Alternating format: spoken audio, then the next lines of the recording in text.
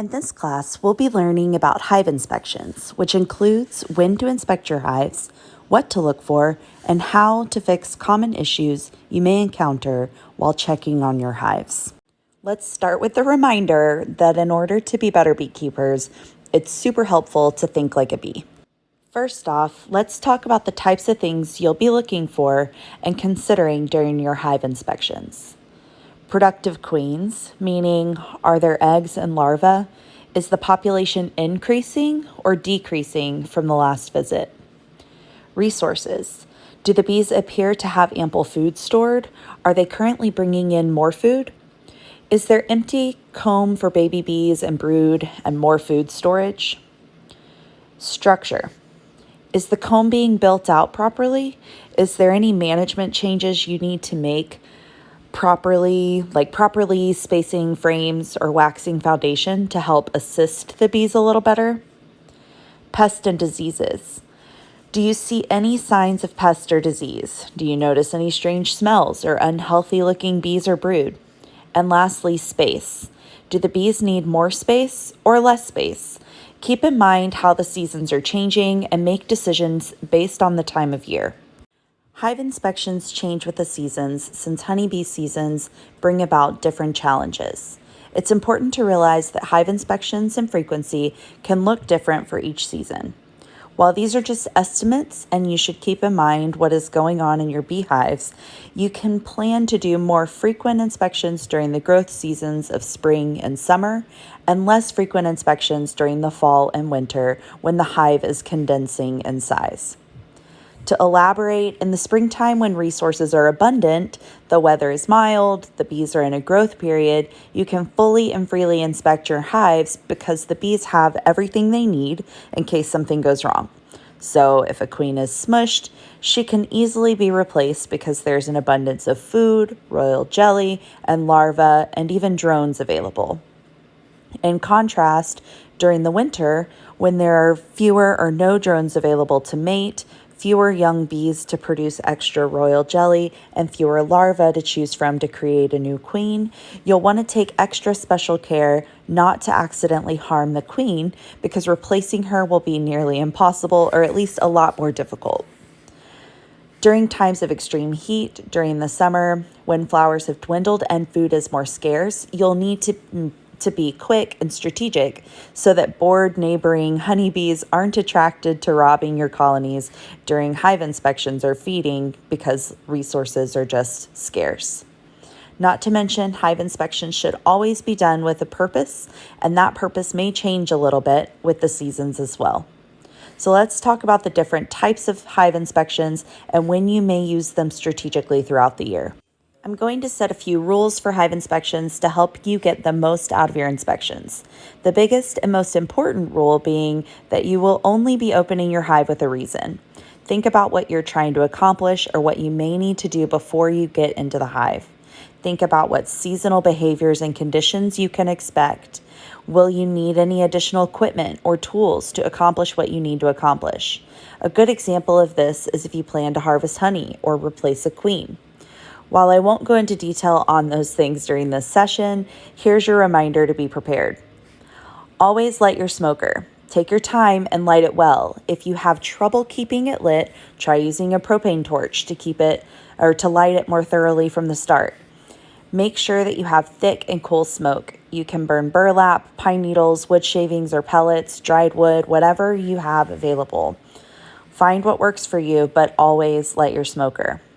It's tempting to get into the hives often and to spend lots of time admiring the bees, but keep in mind that bees much prefer their home being closed up and that you're there to do the job of checking on their health and status, and shorter intentional inspections will cause less stress for the bees. Watching the weather is also important. It's best not to open the hives right before a cold snap because you can damage the propolis seals that the bees have placed to prevent drafts. It's also important to realize that bees will behave differently with weather. They'll likely be more moody with rain, cloudy days, or heavy wind. There will also be more foragers during these conditions. Sometimes you'll just have to work with what you've got, so make sure you use your smoker. It's best to wait until temperatures are above 50 in order to avoid breaking the bee's cluster or possibly chilling brood when you open the hive.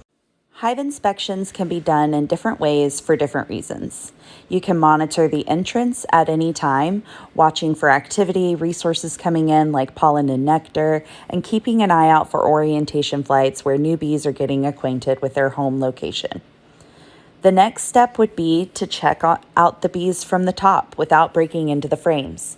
This can be used for a quick snapshot during times when inspections may not be necessary or advisable. Examples would be during fall when you need to check on the population in food stores, but not necessarily on each frame.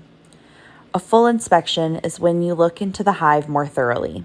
You don't have to find the queen, but you'll want to ensure she's there by looking for eggs and larvae, almost not visible larvae ideally. And if you have trouble, you can always take a photo straight into the cells of the brood frames and use your phone to magnify or zoom in to see what is there. As we mentioned, it's best to do fewer or no inspections during the fall and winter. So instead, you can either monitor the hive entrance and even test the weight of the hive by tilting the boxes gently to see how much food stores may be remaining. If the box is light and there's no entrance activity, then a more thorough inspection may be necessary despite the season. You may need to feed the hive or combine the remaining resources and bees with a stronger colony if the colony has failed. Let's talk a little bit about the different entrance behaviors you may see. Orientation flights. This can look a little chaotic since the bees fly in zigzags that widen as they get more acquainted with their position. If you watch the entrance for a while, you'll realize that the bees are coming out calmly, and the cloud of young bees that are flying typically happens around the same time each day. I notice it a lot in the afternoon. It's fairly common for new beekeepers to mistake orientation flights with robbing, so I'm going to talk a little bit about the key differences. During a robbing episode, you'll see bees fighting at the entrance, bees trying to get to inside the top or the sides where the boxes meet because the visiting bees are following the scent and they aren't as familiar with the entrance of the hive. If you see this, you'll want to start a sprinkler or place a wet sheet over top if you can. You don't want to close up the hive, especially in the middle of a hot summer, because you can suffocate the bees, but you can use a ventilated robbing screen or something similar. You can find those online at a bee supply store, or you can make your own with hardware cloth. Bearding happens for a number of reasons: high population, humidity, and heat that causes the bees to stay outside instead of overheating the inside of the hive. If you see this, you may want to make sure the bees have enough space. If they do, the behavior is likely due to humidity or heat. If they're out of space, watch for signs of swarming and add more space. Fanning happens when the bees are dehydrating the nectar they've brought in or when they're trying to cool the hive down outside due to the heat outside. This is totally normal behavior. And lastly, foraging and guarding, which is a great thing. So keep an eye out for bees with pollen baskets or full bees that look almost drunk as they come flying to the landing board due to being overweight with heavy loads of nectar. Hive construction is important to understand. Honeybees have a very organized and predictable way of laying out their hive. They will always have brood at the center of the colony, surrounded by pollen so that the nurse bees can easily feed the growing larvae the pollen protein. Then outside of the pollen frames or ring, there will be stored nectar and honey. The size of the entire colony will expand and contract with the seasons, but it's also important to realize that the colony will use their space differently within seasons. So they'll use more cells for brood during the seasons where they're growing to ensure that they have an ample workforce to go forage for more resources. Then, when the resources become more scarce, they will start to backfill those cells that were used for brood with pollen and nectar to ensure that they've stored enough to get through the dearth periods of extreme heat and cold, summer and winter. For this reason, it's not uncommon to see moments of no eggs, larvae, or brood during extreme heat of the summer or the dead of winter. Keep this in mind as you inspect your colonies. This leads us to the important rule that you should always make judgments over time. In the previous example of seasonal brood breaks, you could assume that your hive is queenless, or you could assess in a week or two. If you inspect your hives regularly, you'll be able to both expect and react to what is happening within the hive. When things seem off, you'll then dig a little deeper and come up with a plan.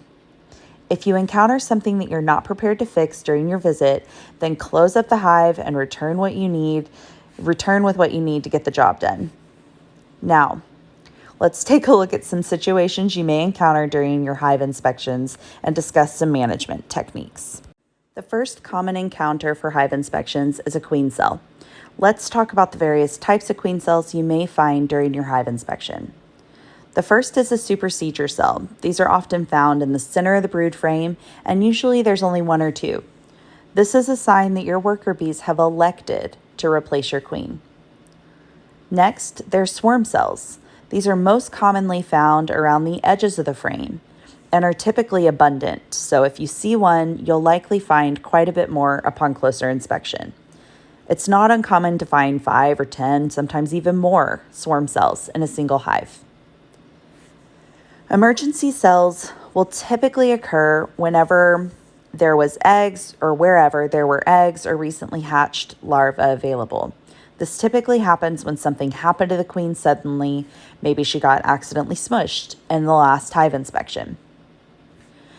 Practice cells are queen cups with no larvae or royal jelly inside, and the bees will sometimes make these just for practice. What to do really depends on the stage of the queen cell as well as your management preferences. For example, if you have a strong colony and you feel that you and they are prepared for a split, then you may take the old queen from the colony, provide her with some resources like brood, pollen, honey, as well as a solid supply of adult bees to help build out the new colony, and go ahead and make a split. In that case, you would leave the queen cells that they had made behind and allow them to emerge, or you could crush them and add another queen. There have been cases where the worker bees try to replace a perfectly good queen. It can happen for various reasons, but the most common is beekeeper error. If you suspect this may be the case, then you may decide to tear down the queen cells after confirming the queen is still there and laying. And in this case, it's best to check back in a week and see if the bees have decided to try and make another queen cell. If so, you may want to determine if there is a good reason for that supersedure or swarm situation first. Then you can decide if you want to split it or replace the queen with a queen of your choice to allow them to make their own. In the case of emergency or supersedure cells, you can choose to do nothing, letting them make their own replacement queen, or to introduce a new queen of your choice. This can be a really good opportunity to introduce new genetics, or if you want to take your hand at learning something about queen rearing, you can allow them to make your own. That's a whole separate topic, so we're not going to go into more details on queen rearing in this lesson, but these are some options you have at your disposal. Another important part of hive inspections is watching the brood pattern of your queen. Brood pattern can change a little bit with the seasons as well, so let's talk about what we see in these photos. The big photo shows golden yellow felt caps and a few, not many, holes in the pattern. This is a great pattern, and you can even see some developing larvae on the outsides of the capped brood. This is a great and healthy pattern that is typical of a growing colony. Now, let's talk about the next photo, which shows a ring of capped brood with a big hole in the center. This hole occurs because capped brood has hatched out, and in fact, if you zoomed in close on this photo, you would see that the queen has already begun laying in the center where the bees have emerged. So this is also a great pattern and typical of a healthy growing colony. Now the last photo shows a more shotgun pattern. This can happen for a variety of reasons, so now we'll put our observation and deduction skills to the test. What's in the blank holes? Are they empty? If so, then this could be a sign of disease where the worker bees are removing sick larvae, or it may mean that the queen is beginning to go sterile and is not laying fertile eggs. So we'll obviously need to keep a closer eye. It's also common for this shotgun pattern to occur during the nectar flow because the bees are hurriedly putting away resources and getting them in the closest spots available. This can lead to the worker bees backfilling the brood nest with nectar and pollen, leaving no place for the queen to lay. So what do we do about it? First, let's evaluate all the frames. Are there some with good pattern and some with shotgun pattern? If so, then the queen is capable of laying a solid pattern, and it may be that the shotgun pattern is due to things beyond her control. Maybe those worker bees were backfilling the brood nest. I would suggest waiting to make any judgment in this case. You can make a note that you want to evaluate the pattern during your next inspection. If you've watched the pattern be consistently bad or mediocre, you may consider requeening. If the quality of the queen is poor, I would recommend requeening with a different queen rather than allowing the bees to make a queen from this mediocre queen or potentially infertile queen. Requeening with a mated queen will also give you the least amount of downtime and can get the colony back on track quickly. If the colony is backfilling the brood nest, it's super important that you quit feeding. If you're not feeding, then just give them some time. They obviously have more resources than they can fit healthily in their hive, so we need to give them some time to build more comb or put away those resources before making sure, but especially before we feed them again. A colony population can begin to dwindle in the case of disease, queen failure, or possibly after a hive has swarmed or absconded. If you see that your colony population is getting to a critical point, then one of the best things you can do is combine the colony resources into another hive. This can include the bees, the comb, and whatever resources they have. Before you do so, you'll want to find the existing queen of the weak colony, if she exists, and crush her, as you don't want her taking over your strong colony. If you have other colonies, you can test queenlessness by giving the weak colony a frame with eggs and young larvae in it to see if the worker bees attempt to make a new queen. If they do, it's likely that they don't currently have a queen. You can then break down those queen cells and combine the hives, or allow them to make their own queen if you feel the population is high enough to get them through a few weeks before the queen starts laying and the new bees start emerging. In these cases, where you catch the dwindling population early enough, you can let them make their own queen just like that, or requeen with a new queen. Remember, you are going to make these judgments over time, and hopefully you will have noticed that the population was dwindling early enough. You may need to give them a few weeks if, for example, a colony had just been requeened recently. They may need some time to bounce back. So give them a few weeks for the population to bounce back and check them again. Our most common pests are wax moths and small hive beetles. These pests are typically not a problem in strong, healthy colonies. But in these photos, you'll see the first one has a webby evidence of wax moth larva in the big photo. The second is a slimy small hive beetle larva problem. And the third shows an adult small hive beetle on the edge of a frame. If you open your hive to a display of obvious pest problems, the sad reality is that your hive was already getting too weak or may have swarmed, leaving too little population to guard the remaining frames or resources. Seeing an adult small hive beetle is common and shouldn't be cause for concern. If you notice that the small hive beetle population is growing and you want to add some beetle traps or some other beetle management tools, then sure, that can help. It can happen that a weak colony leaves a frame or two unguarded, and then they may abscond when that hive gets too gross for them to tolerate. But the initial problem was really still that the bees were too weak or too low in population to guard their space. The best way to avoid these pests is to keep strong, healthy colonies in appropriately sized boxes for the size of colony and population of the hive that you have. So let's do a quick recap of what to do when you encounter something that's a little off in your hive inspections. If the population is getting too big or too small, after adding or taking away space, of course, you can split or merge the colony. If the colony is low on resources, you can feed them. If you notice signs of disease, figure out what the disease is, keep an eye on them.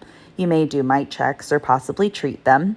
Some diseases will resolve themselves on their own, so you'll want to learn how to recognize common diseases in some of our other classes. When the space is too big or too small for the current population, it's time to fix it. You can add or take away boxes. If you have ongoing queen issues, then you'll likely want to requeen. As always, we're here to help you in whatever way we can, and we hope you've enjoyed this lesson. So please connect with us on social media. We even have a TikTok channel now, and thanks for watching.